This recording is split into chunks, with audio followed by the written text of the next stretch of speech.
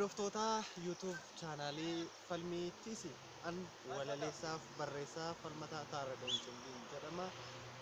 Yeroo ammaa kana walaloo kitaaba koo Kolfiin Aarsa jedhu keessaa isin affeeruun barbaada. Ulfina ofii jedha. Ulfinaa fi barcuma abbumatu eeggata. Dheetees dhiisees dhimma isaa abbumatu beekata.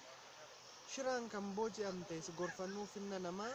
Sammuun kee yoo tokkittuma maaf biqiltaa dhimma namaa.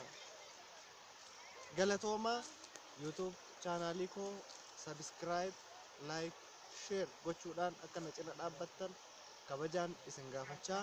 Yeroo ittaanu immoo seenaa barreessitoota keenya qindeessinee kutaa kutaadhaan mata duree nooruu yookaan nooraa jedhuun kan waliin itti fufnu ta'a.